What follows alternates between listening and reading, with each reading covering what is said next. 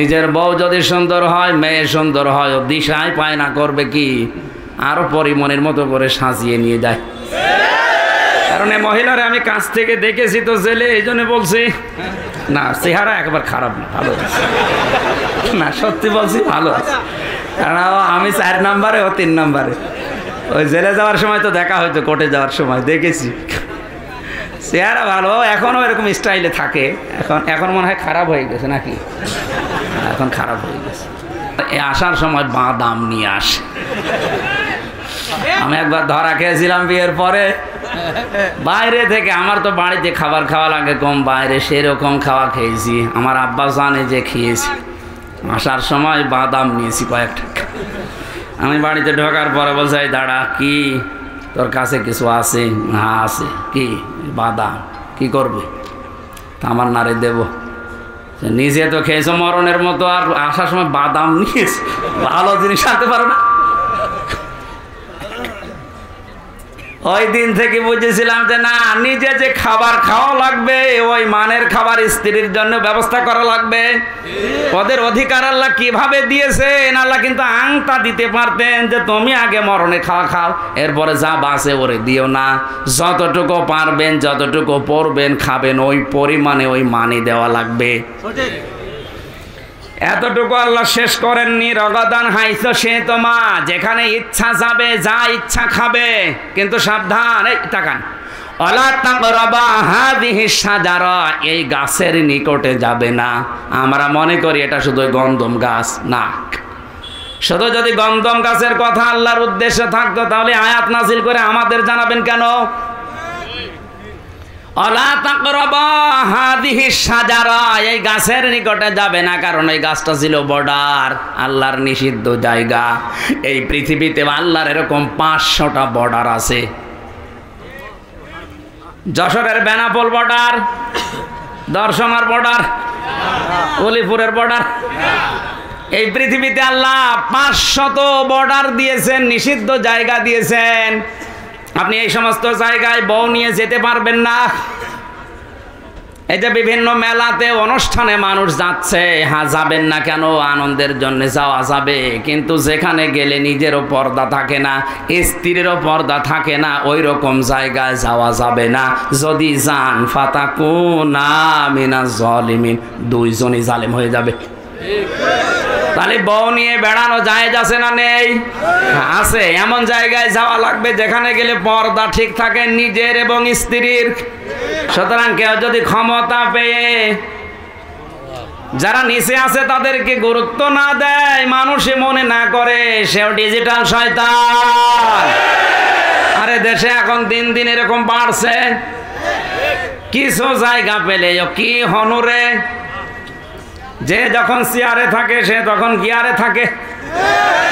এই যে মশিউর ভাই যতক্ষণ ছিল গিয়ারে ছিল, আমিও আছি, এখন আমিও গিয়ারে আছি। চেয়ার মানে কিন্তু এই যে আমি এই চেয়ারের কথা বলছি, আপনারা বড় ওই চেয়ার ধরবেন না, কারণ ওই চেয়ার একটা মেয়াদ আছে একেবারে 41 সাল, ওর আগে আপনি 50 সাল। চেয়ার মানে কোন চেয়ার? এই যে এই চেয়ার, এই চেয়ারে বসলে আপনাকে উঠাই লাগবে। এই চেয়ারে বসলে আপনাকে ওঠাই লাগবে। শুধু একটা চেয়ার আছে, ও কোনো ওঠাউঠি করা লাগে না। না না, তো চেয়ার নেই। এই যে জো বাইডেনের চেয়ার, ও বসেছে, আর ওঠা লাগছে না। এই শব্দটা আমি পড়েছিলাম, আল্লাহ পাক এত রাগান্বিত হয়েছিলেন তার এই কথা শোনার পরে, সঙ্গে সঙ্গে ওকে ঘোষণাও দিয়েছেন, ক্বালা ফাহবিত মিনহা ফামা ইয়াকুনু লাকা আন তাকুনা আনতা তাকাব্বারা ফিহা ফাখরুজ ইন্নাকা মিনাস সাগিরিন। একটু খেয়াল করে শুনবেন। আল্লাহ পাক বলেন, ওকে আমি আদেশ দিয়ে দিলাম, দূর হয়ে যা। তোর এই অহংকারের কারণে আমি তোকে 2টা জিনিস থেকে বঞ্চিত করলাম। কোনো দিন তোকে আমি ক্ষমা করব না, কোনো দিন তোকে আমি আল্লাহ জান্নাতে দেব না। সঙ্গে শয়তান অহংকার করেছিল ক্ষমতার, এজন্যে হারিয়েছে 2টা জিনিস। কোনোদিনও ক্ষমা পাবে না, ও জান্নাতও যেতে পারবে।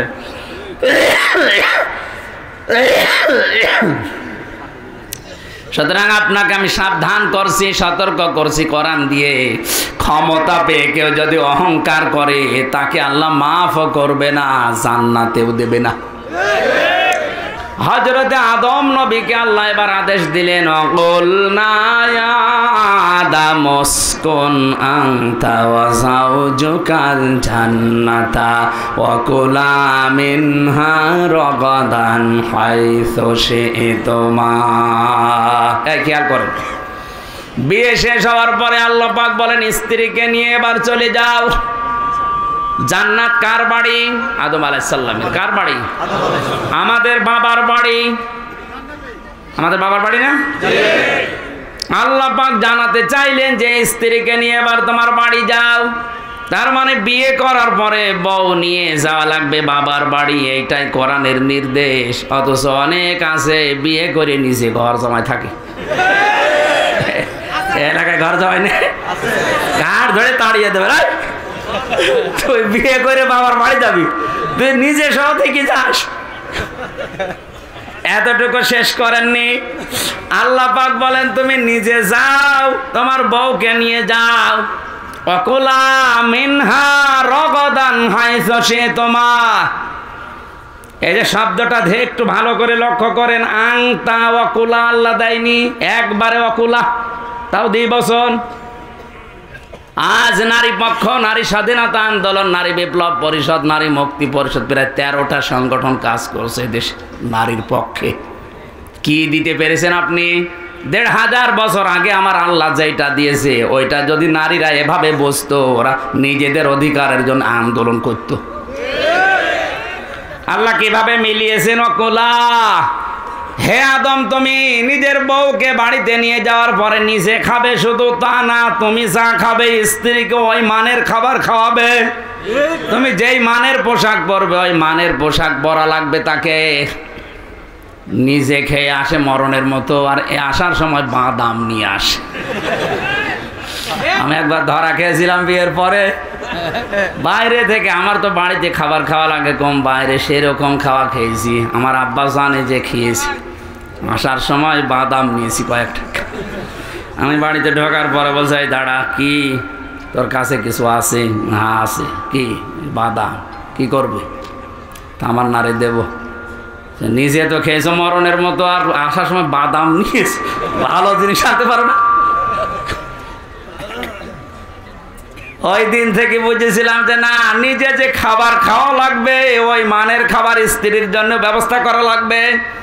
ওদের অধিকার আল্লাহ কিভাবে দিয়েছেন? আল্লাহ কিন্তু আংটা দিতে পারতেন যে তুমি আগে মরণে খাওয়া খাও, এরপরে যা বাঁচে ওরে দিও না।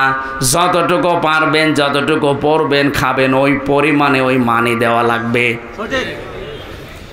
এতটুকু আল্লাহ শেষ করেননি। রাগাদান হাইসু শি'তুমা, যেখানে ইচ্ছা যাবে, যা ইচ্ছা খাবে, কিন্তু সাবধান। এই তাকান, ওয়ালা তাকরাবা হাযিহি শাজারা, এই গাছের নিকটে যাবে না। আমরা মনে করি এটা শুধু গন্ধম গাছ, না। শুধু যদি গন্ধম গাছের কথা আল্লাহর উদ্দেশ্য থাকতো তাহলে আয়াত নাযিল করে আমাদের জানাবেন কেন?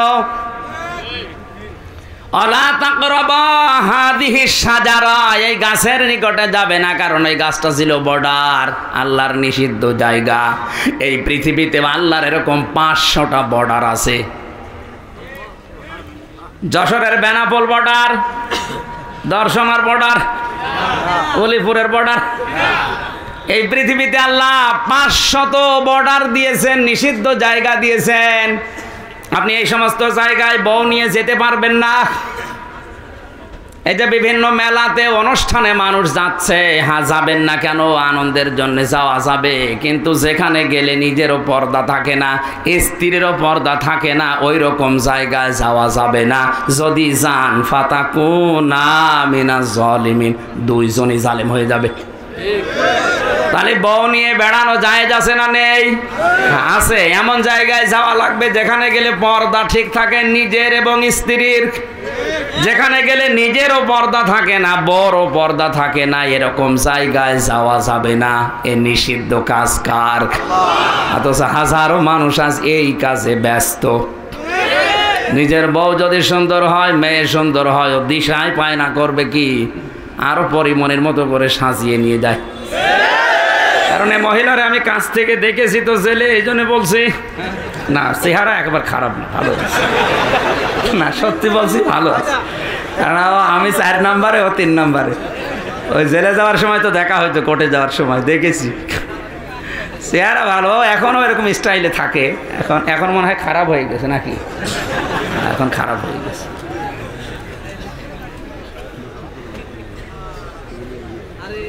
যেখানে গেলে নিজের পর্দা থাকবে না, স্ত্রীর পর্দা থাকে না। আমি একটা হাদিস পড়েছিলাম, বিশ্বনবী বলেন কিয়ামতের ময়দানে 10 প্রকার আকৃতি দিয়ে মানুষকে আল্লাহ তুলবে। তার ভেতরে 9 নম্বরে তারা কিছু মানুষের আকার হবে শুকরের মতো।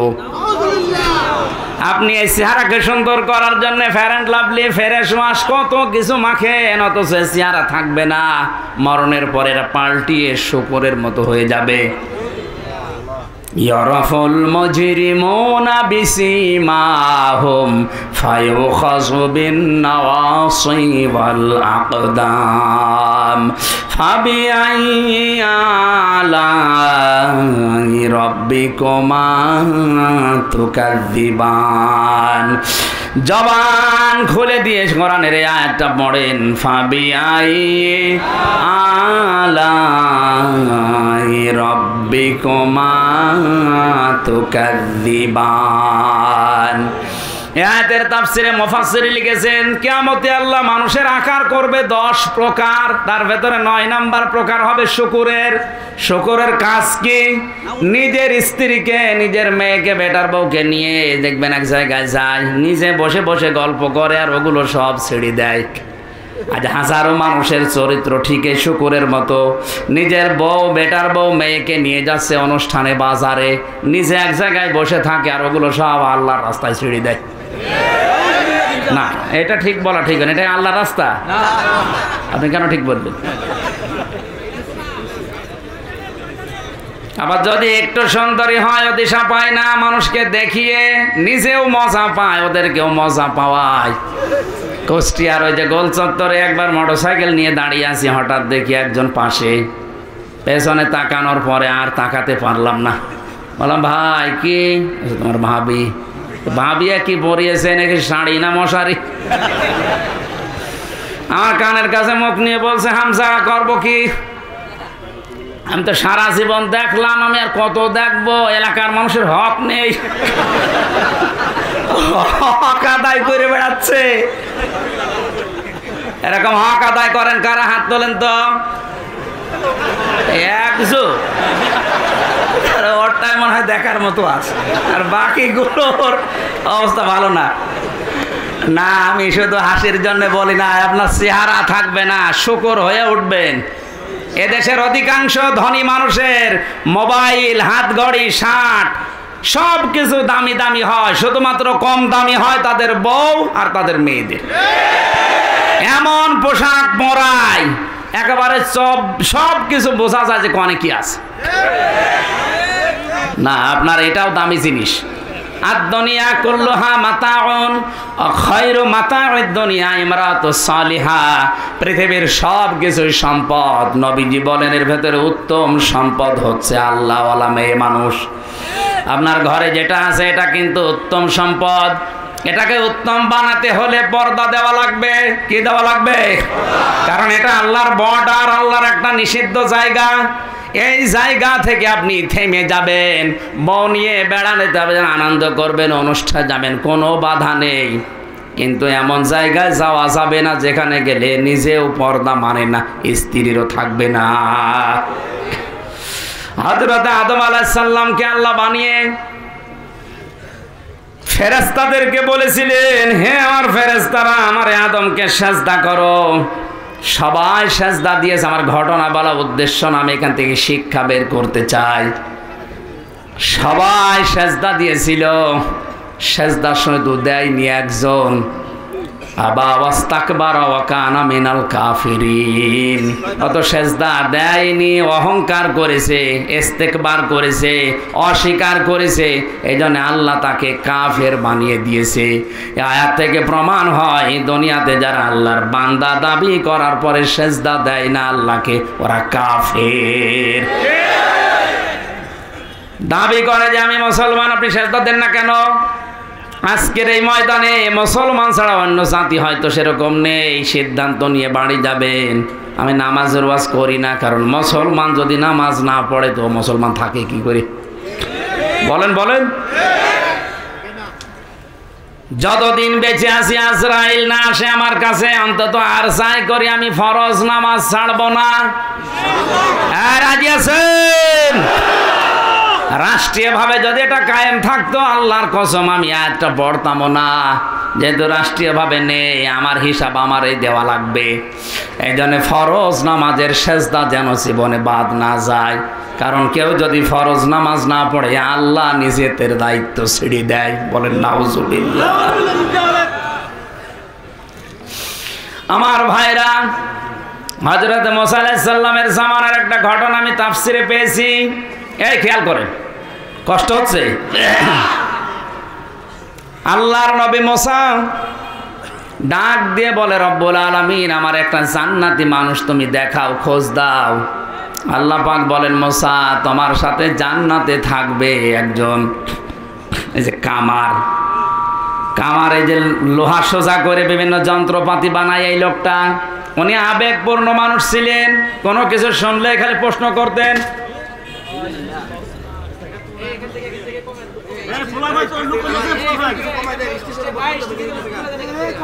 ডাক দিয়ে বলে, রব্বুল আলামিন তুমি এত মানুষের নাম থাকতে একজন কামারের নাম বললে কি করে সে এমন আমি দেখবো। আল্লাহ পাক বলেন, ঠিক আছে বাজারে যাও, বাজারের এক কোণে বসে এই কামার তার কর্মজীবনে কাজ করে, একটু দেখো। মানে চুরি করে লক্ষ্য করে দেখলে লোকটা করে কি, দূর থেকে লক্ষ্য করে দেখেন উনি হাঁপড় দিয়ে এই যে লোহা পিটাচ্ছে মগুর দিয়ে। একবার মাথার উপরে মগুর নেয়, একবার মারে, একবার উপরে নেয়, একবার পিটায়।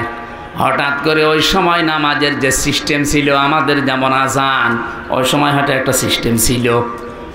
নামাজের সময় যেই হয়ে গেছে উনি এই মগুরটা আর লোহার উপরে না পিটিয়ে পেছন দিক থেকে ফেলে দিয়ে তাড়াতাড়ি পবিত্র হয়ে নামাজে দাঁড়িয়েছে।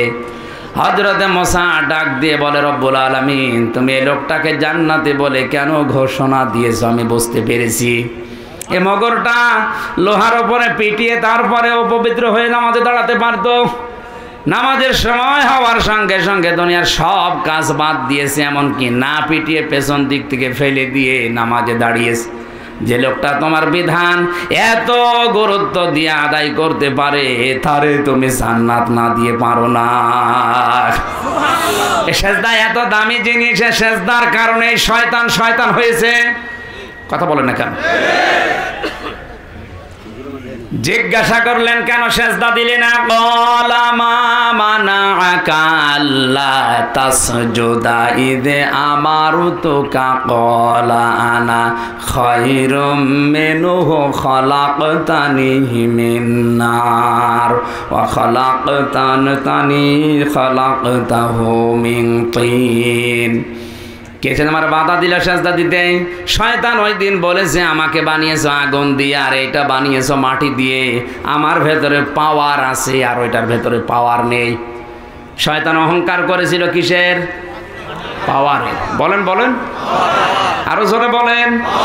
সুতরাং কেউ যদি ক্ষমতা পেয়ে যারা নিচে আছে তাদেরকে গুরুত্ব না দেয়, মানুষে মনে না করে, সেও ডিজিটাল শয়তান। আরে দেশে এখন দিন দিন এরকম বাড়ছে, কিছু জায়গা পেলে কি হনুরে, যে যখন চেয়ারে থাকে সে তখন গিয়ারে থাকে। এই যে মশিউর ভাই যতক্ষণ ছিল গিয়ারে ছিল, আমিও আছি এখন, আমিও গিয়ারে আছি। চেয়ার মানে কিন্তু এই যে আমি এই চেয়ারের কথা বলছি, আপনারা বড় ওই চেয়ার ধরবেন না, কারণ ওই চেয়ারের একটা মেয়াদ আছে একেবারে 41 সাল, ওর আগে আপনি 50 সাল। চেয়ার মানে কোন চেয়ার? এই যে চেয়ার, এই চেয়ারে বসলে আপনাকে উঠাই লাগবে। এই চেয়ারে বসলে আপনাকে ওঠাই লাগবে, শুধু একটা চেয়ার আছে, ও কোনো ওঠাউঠি করা লাগে না। না না, দইয়া চেয়ার নেই, এই যে জো বাইডেনের চেয়ার, ও বসেছে আর ওঠা লাগছে না। এই শব্দটা আমি পড়েছিলাম, আল্লাহ পাক এত রাগান্বিত হয়েছিলেন তার এই কথা শোনার পরে, সঙ্গে সঙ্গে ওকে ঘোষণাও দিয়েছেন, ক্বালা ফাহবিত মিনহা ফামা ইয়াকুনু লাকা আন তাকুনা আনতা তাকাব্বারা ফিহা ফাখরুজ ইন্নাকা মিনাস সাগিরিন। একটু খেয়াল করে শুনবেন, আল্লাহ পাক বলেন ওকে আমি আদেশ দিয়ে দিলাম, দূর হয়ে যা, তোর এই অহংকারের কারণে আমি তোকে দুইটা জিনিস থেকে বঞ্চিত করলাম। কোনো দিন তোকে আমি ক্ষমা করব না, কোনো দিন তোকে আমি আল্লাহ জান্নাতে দেব না। সঙ্গে শয়তান অহংকার করেছিল ক্ষমতার, এজন্যে হারিয়েছে দুইটা জিনিস, কোনোদিনও ক্ষমা পাবে না, ও জান্নাতও যেতে পারবে।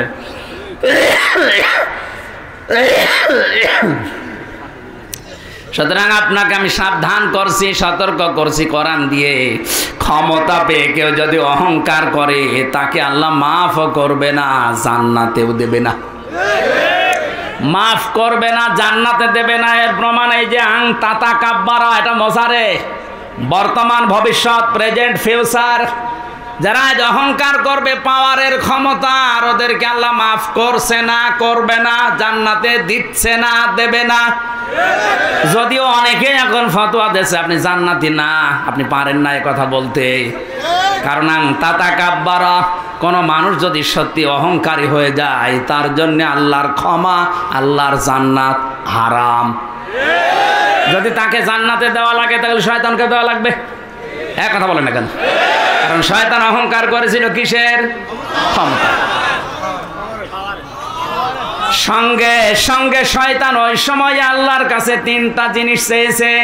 কিয়ামত পর্যন্ত শয়তান মার্কা মানুষ যারা আসবে ওরা ওই তিনটা জিনিস চাইবে। এখন আপনি দেখেন আপনাকে শয়তান দখল করেছে। এক নম্বরে বলাংসিরনি ইলা ইয়াউমি বাসুন, আমি হায়াত চাই, আমি কিয়ামত পর্যন্ত বাঁচতে চাই। আল্লাহ বলেন দিলাম। দুনিয়ায় দেখেন শয়তান মার্কা মানুষগুলো বেশি দিন বেশি থাকে, এত মানুষ মারা যায় কিন্তু শয়তান মার্কা মানুষ খুব কম মরে, এর মরণ হবে না। বলা ফাইন্নাকা মিনাল মুনজারিন, আল্লাহ তাআলা শুধু আমি হায়াত চাই না, আমি ক্ষমতা চাই, আমি পাওয়ার চাই, আমি টাকা পয়সা চাই। আল্লাহ বলেন দিলাম। তাকান তামাম দুনিয়ার দিকে, শয়তান মার্কা মানুষগুলোর টাকা পয়সা অর্থ সম্পদ বেশি, এরা আল্লাহর বিরুদ্ধে অবস্থান নিয়ে এগুলো খরচ করে। তিন নম্বরে শয়তান বলেছে ক্বালা ফাবিমা গাওয়াইতানি লাকুদান্না লাহুম সিরাতাকাল মুস্তাকিম। হে আল্লাহ, আমি তোমার বান্দাদের ধোঁকা দিয়ে বোকা বানানোর জন্য কোনো খারাপ রাস্তায় যাব না, ভালো ভালো রাস্তার মোড়ে মোড়ে আমি অবস্থান করব। এই জন্য শয়তানকে আপনি সিনেমা হলে পাবেন না, কারণ জানে যে এখানে যারা আসবে জোড়ায় জোড়ায় আমার ভাইরা ভাই। শয়তানকে আপনি রাজবাড়িতে পাবেন না, কথা বুঝতেছে? কারণ জানে যে এখানে যারা আসে এরা আমার চাইতে বড় শয়তান। শয়তান থাকে কোথায়? কুমিল্লার ব্রাহ্মণবাড়িয়ায় নাই ঘরের তাফসীর মাহফিলের বিভিন্ন জায়গায় শয়তান বসে আছে, বিভিন্ন মানুষকে ধোঁকা দিয়ে বোকা বানিয়ে রাস্তা থেকে ফিরিয়ে দেবে। এখানে যাওয়ার দরকার নেই, এখানে রাজনীতি হবে। শয়তান যদি আমার মনে হয় জিন শয়তান আশপাশে নাও থাকে, তো মানুষ শয়তান অনেক আছে। সঠিক সঠিক, ওয়াজ বুঝে ফেলিস। আপনার অত বোঝার দরকার নেই ভাই, আমি শেষ করে দিচ্ছি।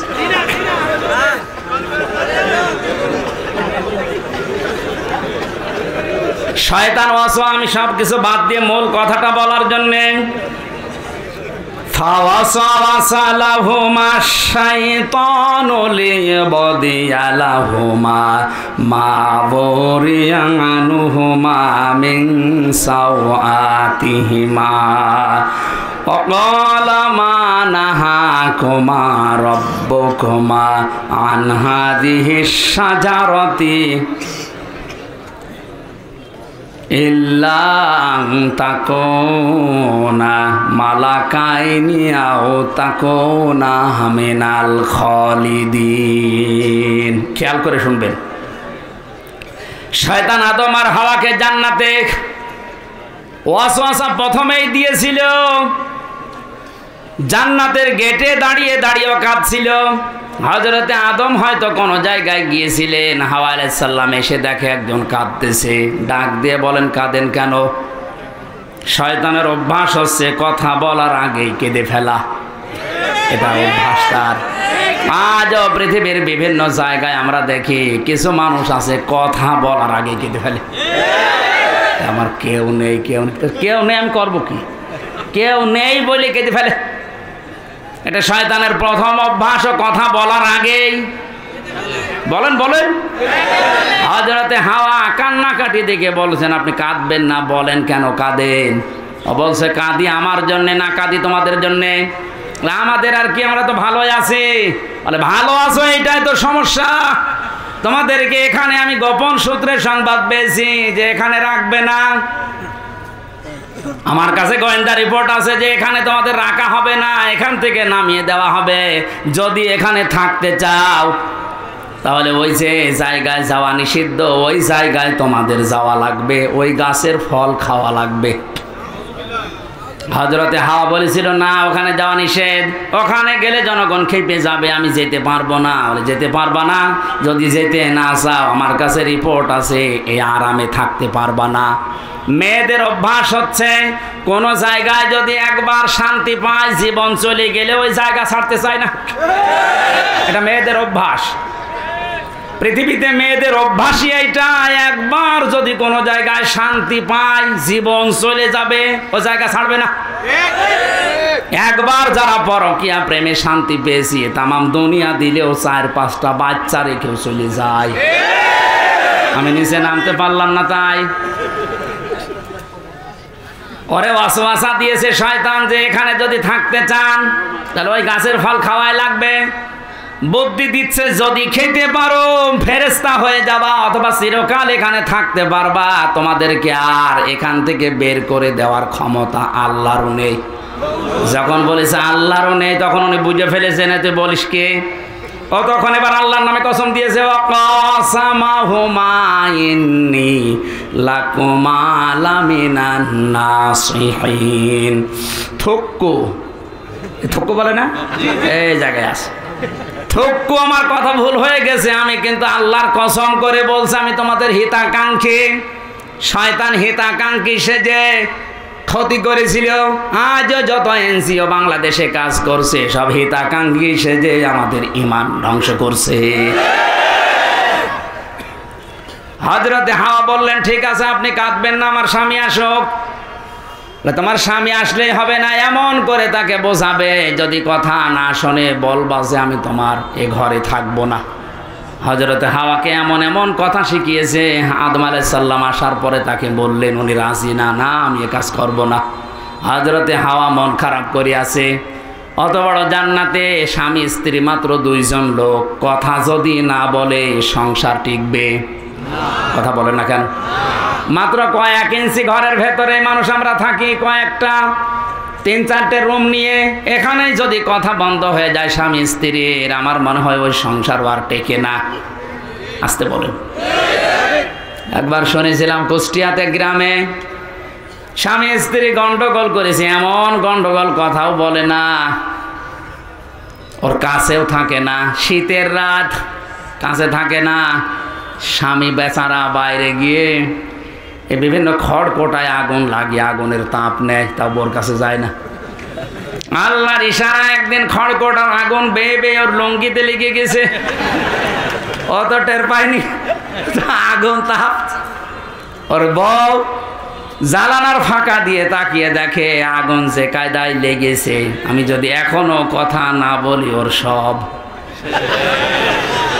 আর ওর যদি সব শেষ হয়ে যাতে আমার কি হবে তখন জ্বালানা থেকে মুখ অন্যদিকে ঘুরিয়ে জোরে জোরে বলতেছে, আমি কারো সাথে কথাও বলি না, কারো লুঙ্গিতে আগুন লাগলে তাও বলি না। তাকিয়ে দেখছে হচ্ছে কি, দেখে লুঙ্গিতে আগুন, তাড়াতাড়ি লিপিয়ে বলছে, আল্লাহ তওবা করছি, জীবনে বেশি থাকতে অন্তত বউর সাথে কথা বন্ধ করবো না, এখনই পুড়ে মরে যেতাম। এতটুকু জায়গায় স্বামী স্ত্রী কথা বন্ধ হয়ে গেলে যদি অবস্থা হয়, এত বড় বিশাল জান্নাত, হযরতে হাওয়া কথা বলে না। আদম আলাইহিস সালাম বাধ্য হয়ে শেষ পর্যন্ত স্ত্রীর মন রাখতে গিয়ে ফলটা খেয়েছিলেন। আল্লাহ রাব্বুল আলামিন তখনই ঘোষণা দিলেন, নেমে যাও, আর থাকা যাবে না, কারণ এখানে পেশাব পায়খানার কোনো ব্যবস্থা জান্নাতে নেই। তোমাদের পোশাকগুলো সব খুলে পড়ে গেছে, পায়খানা পেশাবের উদ্রেক দেখা দিয়েছে, আর এটা ওই জায়গা না। এখানে খেয়াল করেন একটা মাসলা, শয়তানের কিন্তু জান্নাত থেকে বের করে দেওয়ার মূল টার্গেট ছিল না, শয়তানের টার্গেট ছিল তাদের লজ্জায় স্থান দেখাক। কথা বুঝতেছে? শয়তানের টার্গেট ছিল প্রধান এইটা, যে এদের লজ্জায় স্থান আমি দেখব, কারণ শয়তান হচ্ছে যৌনতা ছড়াতে ভালোবাসে। আজ এই শরীফ আর শরীফার গল্পর ভেতরে আমি এইটাই পেয়েছি, সকালে শরীফ, বিকালে উনি শরীফা হয়ে যাবে। এটা যদি রাষ্ট্রীয়ভাবে কায়েম করতে পারে, তারপরের দিন সে যদি বলে আমি শরীফা, আমারে এখন মহিলা হোস্টেলে সিট দেন, আপনাকে দেওয়া লাগবে। আপনি যদি না দিতে চান তাহলে আবার মামলা দেবে। কথা বলেন কেন? ও শরীফা বিকালে যায় দাবি করুক, মাল তো শরীফ আছে, শরীফ না। এখন যে আপনার বোন, আপনার মেয়ে থাকে হোস্টেলে, ও বেটা শরীফা যাই হোক, ও তো আসল শরীফ, ও থাকলে আগামী প্রজন্ম যারও সন্তানে ভরে যাবে। শরীফ থেকে শরীফার দাবি করে এরা মেয়েদের লজ্জা স্থান নিয়ে খেলা করার চেষ্টায় আছে, আর আমাদের আগামী প্রজন্মকে এরা জারজ হিসাবে পরিগণিত করতে চাচ্ছে। ৯৬% মুসলমানের এই দেশে আমাদের যারা দায়িত্বে আছে তাদের বলবো, শুধু আমরা বিপদে পড়বো না, আপনিও বিপদে পড়বেন। পড়বেন কি? আপনার তো আরো চরিত্র নেই, আপনার চরিত্র তো এরকমই, এই জন্য আপনার কিছু মনে হচ্ছে না, কিন্তু আমি তো মানুষ, আমি আদমের সন্তান, আমার তো লজ্জা লাগে যে শরীফ থেকে শরীফা নাম নিয়ে আপনি আমার বোনের কাছে, মেয়ের কাছে থাকবেন, এটা মেনে নেওয়া যায়? শয়তান ছিল যৌনবাদী, শয়তান আরো জোরে। হযরতে হাওয়া আলাইহিস সালাম যখন পাতাটা ছিঁড়তে যাবে, আদম আলাইহিস সালাম ছিঁড়তে গিয়েও ছেড়েননি, উনি চলে এসেছেন। হাওয়া আলাইহিস সালাম বলে, কি ছেড়ো না কেন? না, আমার কেমন লাগে। শয়তান যে ওদিকে ধোঁকা দিয়ে বোকা বানিয়ে রেখেছে, তাড়াতাড়ি করে দেখছে না স্বামী তো ছেড়ে না, উনি ছেড়ে ফেলেছিলেন। এই পাতা ছেড়ার পরে যে কষগুলো পড়ছিল, ওই দিন গাছ বরদুয়া দিয়েছে রব্বুল আলামিন, তোমার নিষিদ্ধ জায়গায় হাত দিয়ে যে লোকটা আমাকে কলঙ্কিত করে আমার শরীর থেকে রস ঝরিয়েছে, এই মেয়েটা যখন বয়স প্রাপ্ত হবে তখন এর শরীর থেকে রক্ত ঝরিও। এই জন্য মেয়েদের বয়স প্রাপ্ত হওয়ার পরে 3 দিন, 7 দিন, 5 দিন, 10 দিন পর্যন্ত আল্লাহ রক্ত ঝরিয়ে দেয়। এই গাছের বরদুয়া, এটা কিয়ামত পর্যন্ত মেয়েদের এই বরদুয়া থাকবে।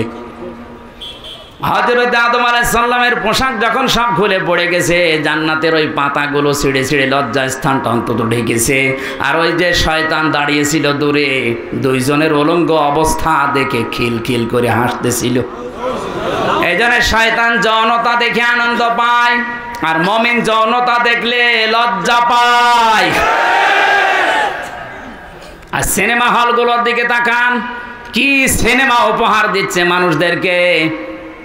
নবীজি ১৫০০ বছর আগে জানিয়েছে এমন সময় আসবে বাপ আর মেয়ে বসে সেনা করা দেখবে, এখন সেটা চলছে। এই কথা বলেন না কেন? আল্লাহ পাক বলেন, যাও, নেমে যাও, এখানে আর থাকা যাবে না। ওনাদেরকে নামিয়ে দেওয়ার পরে আমার আল্লাহ আদম আলাইহিস সালামের মন খারাপ দেখে যে আমার কি হবে এখন, আল্লাহ বলেন কোনো চিন্তা নেই, ফাইম্মা ইয়াতিয়ান্নাকুম মিন্নি হুদা, যুগে যুগে আমার পক্ষ থেকে হেদায়েত যাবে, কোনো চিন্তা নেই, কোনো ভয় নেই। যদি এই হেদায়েত অনুসরণ করতে পারো, যেখান থেকে নামিয়ে দিলাম আবার এই জায়গায় নিয়ে আসবো। তাহলে আমাদের ওই বাবার বাড়ি যদি ফেরত যাওয়া লাগে, কাজ করা লাগবে কয়টা? এই যে কোরআনের অনুসরণ করা লাগবে, কারণ এটাই সর্বশেষ হেদায়েতের বাণী। এটাতে যা আছে এটা যদি আমরা অনুসরণ করে অনুকরণ করে জীবনটা চালাতে পারি, এই একটা কাজে আবার জান্নাতি। আর এই 500 যে শরীয়তের বিধান আছে, এগুলো যদি কেউ মানতে চায় একবারেই মেনে ফেলবে, বিষয়টা এমন না। নবীজি বলেন, আর দুনিয়া সিজনুল মুমিন ওয়া জান্নাতুল কাফের। দুনিয়া মুমিন যারা দাবি করবে তাদের জন্য জেলখানার মতো মনে হবে, আর কাফেরদের জন্য বেহেশতের মতো মনে হবে। আয়াতের শেষের শব্দ আমি পেয়েছি, ফালা খাউফুন আলাইহিম ওয়ালা হুম ইয়াহজানুন। যারা এই হেদায়েত অনুসরণ করে তাদের কোনো ভয় নেই, কোনো চিন্তা নেই। এই শব্দটা কি? যারা এই হেদায়েত অনুসরণ করে আল্লাহকে রব বলে টিকে থাকতে পারে, তাতানাজ্জালু আলাইহিমুল মালাইকা, ফেরেশতা তাদের জন্য আল্লাহ নাজিল করেন, আল্লাহ তাখাফু ওয়ালা তাহজানু। ফেরেশতারা বলে কোনো ভয় নেই, কোনো চিন্তা নেই। এ কথা যাকে তাকে ফেরেশতা বলে না, যারা আল্লাহকে রব বলে টিকে থাকতে পারে তাদের ঈমানের উপরে। এরকম কঠিন মুহূর্তে আমি বাস্তবে জেলে যাওয়ার পরে দেখেছি, এক কারারক্ষী আমার বলছিল, তোরা বাড়ি না কুতুবউদ্দিন নাম জানো, আমার বলছে হুজুর যেদিন মীর কাসেম আলীর ফাঁসি হবে ওদিন মাগরিবের সময় আমার দায়িত্ব ছিল। ফাঁসির ওই কন্টেম সেলে আমি গেলাম, ডাক দিয়ে বললাম, স্যার আর মাত্র 3 ঘন্টা আছে, আপনি প্রস্তুতি নেন। উনি আমারে বলে, কারারক্ষী ভাই এখনো 3 ঘন্টা, আমি 2 ঘন্টা ঘুমালাম, তুমি আমারে ডাক দিও। এই যে কোরআন আমার সামনে, আল্লাহর কসম কারারক্ষী যা যা বলেছে আমি ওইটাই বলছি। আমারে বলছে হুজুর দেখলাম ঠিক 2 ঘন্টা ঘুমিয়ে গেল। আমি চিন্তা করছি যার 1 ঘন্টা পরে ফাঁসি, যার ছেলে গুম হয়ে আছে তাও ব্যারিস্টার, বাংলাদেশে যদি 10 জন ধনী থাকে তার ভেতরে সে একজন। লক্ষ লক্ষ মানুষের কর্মসংস্থান তৈরি করেছে যে লোকটা, যার মাথা শুধু মাথা না একটা ম্যাগনেট। আর এই লোকটার ঘুম আসে কি করে? ঠিক ঘুমিয়ে গেছে, ডাক দিলাম 2 ঘন্টা পরে ঘুম থেকে উঠে গোসল করে নিল, ওযু করে নামাজ পড়ে আমারে বলছে চলেন। আমি ওই সময় ভেবেছি যে লোকটার ঘুম আসলো কি করে। আমিও বুঝতাম না এতদিনে আয়াতের তাফসীর, আমি এখন বুঝি যে ঘুম কেন এসেছিল।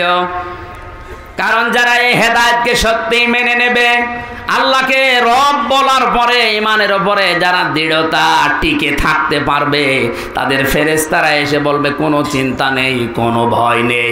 তোমার সন্তান, তোমার স্ত্রী, তোমার মেয়ে, তোমার এই ব্যবসা প্রতিষ্ঠান নিয়ে চিন্তা হয়, কোনো চিন্তা নেই, চলে যাও তুমি জান্নাতে, আর ওগুলো সব আমার আল্লাহ নিজে দেখে রাখবে। ওয়াবশিরু বিল জান্নাতিল্লাতী কুনতুম তুআদুন।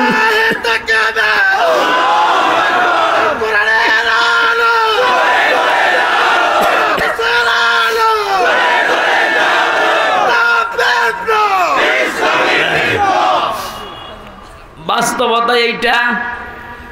আমি 3 বছর আটক অবস্থায় না থাকলেও অনেক কিছুই জানতাম না। এই আয়াতগুলো আমার বুঝে আসতো যে মানুষের ঘুম আসে কি করে বলেন তো। এই সময় ছেলে হারিয়েছে, গুম হয়েছে, সাধারণ ছেলে না, ছেলে ব্যারিস্টার, বুঝতেছে?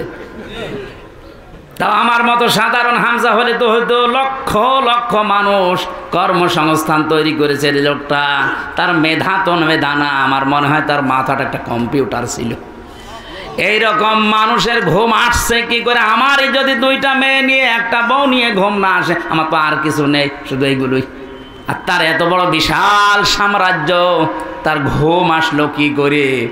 অবশ্যই আমার আল্লাহ তাতানাজ্জালু আলাইহিমুল মালাইকা, ফেরেশতা পাঠিয়েছিলেন, নাই তো ঘুম আসার কথা না।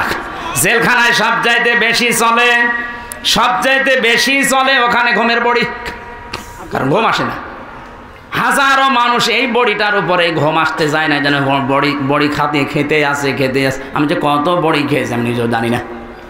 অথচ লোকটার মাথার উপরে মাত্র 3টা ঘন্টা, জীবন শেষ হয়ে যাবে, আর বলছে আমি 2 ঘন্টা ঘুমিয়ে নেই। এই জন্য এই হেদায়েতটা যদি আমরা এখনো মেনে চলতে পারি, আবার যেখান থেকে আল্লাহ আমাদের নামিয়ে দিয়েছিলেন উনি কথা দিয়েছেন ওখানে ফেরত নিয়ে যাবেন। আল্লাহ আমাদেরকে যেন মেনে নেওয়ার তৌফিক দেন। আমি শেষ করে দিচ্ছি, বাস্তবতার দিকে তাকিয়ে আমার কণ্ঠ শরীর সব কিছু তাকিয়ে শেষ করলাম। হাজার হাজার কথা এক একটা আয়াতে আছে। আগামীতে কোনো জায়গায় যদি আশপাশে আসি এর পরের আয়াত থেকে শুরু করবো। বারাকাল্লাহু তাআলা। না আমার এই কণ্ঠ বা গলাতে পারছে না। আল্লাহুম্মা আমিন। রব্বানা যালামনা আনফুসানা ওয়া ইল্লাম তাগফির লানা ওয়া তারহামনা লানাকুনান্না মিনাল খাসিরিন। রব্বুল আলামিন কুমিল্লা জেলার বিপাড়া নাই ঘর কেন্দ্র ঈদগাহ ময়দানের দিকে তাকাও। হাজার হাজার বান্দা বান্দি কোরআনে শোনার জন্য চাতক পাখির মতো বসে আছে। কোরআন শোনার জন্য বোঝার জন্য যারা এত পাগল এদেরকে তুমি কোরআনের হেদায়েত দিয়ে দাও। এ মাহফিলের আয়োজন যে যুবকগুলো করেছে এই যুবকদেরকে যে মা পেটে নিয়েছে মায়ের পেট তুমি খাদিজার মতো বানিয়ে দাও। রব্বুল আলামিন বাবা আদম থেকে পর্যন্ত যত মানুষ কবরে আছে কবরটা জান্নাত বানিয়ে দাও। আল্লাহ তাআলা যত মেহমান এখানে কথা বলেছেন বিশেষ করে আমার ভাই মশিউর রহমান, মাওলানা হুসাইন আহমেদ, ডক্টর মোবারক ভাই সহ যত আলেমরা এখানে আমিন আমিন করছে। 2 জন সদস্য পর্যন্ত এখান থেকে মারা গেছে, বিদায় নিয়েছে। এদের কবরটা তুমি জান্নাতুল ফেরদাউস বানিয়ে দাও। মাহফিলের প্রধান অতিথি আমাদের জাতীয় সংসদ সদস্যকে কবুল করো। অ্যাডভোকেট আব্দুল বারী, সভাপতি হাজী জসিমউদ্দিন সহ কত আলেম এখানে বসে আছে। আমাদের জীবনের চায় আশাগুলো পূরণ করে দাও। একটা কাজে জান্নাতি তুমি ঘোষণা দিয়েছো, ওই একটা কাজ করে আবার আমাদের ওই বাবার বাড়িতে ফিরে যাওয়ার তৌফিক দাও। মা বোনেরা পর্দার আড়ালে বসে আছে খাদিজার মতো, আয়েশার মতো, তাদেরকে জীবন দাও। আগামীতে এই মাহফিলটা কোরআনের প্রচারের জন্য বিশাল আকারে কবুল করে নাও। সুবহানা রাব্বিকা রাব্বিল ইজ্জাতি আম্মা ইয়াসিফুন ওয়া সালামুন আলাল মুরসালিন। মুক্ত জীবনে যখন ফিরিয়ে দিয়েছো আল্লাহ তুমি আমার এই কণ্ঠটা আগের অবস্থায় ফিরিয়ে দাও। আমার শরীরটাকে তুমি শেফায়ে কামেলা আছেরা নসিব করো। সহজ সরল ভাষায় তোমার বান্দাদেরকে কোরআনের কথাগুলো শোনাতে পারি, বোঝাতে পারি, সেই তৌফিক আমারে তুমি দান করো আল্লাহ। যখন এই মরণ আসবে একবার হলেও যেন পড়ি লা ইলাহা ইল্লাল্লাহু মুহাম্মাদুর রাসূলুল্লাহ।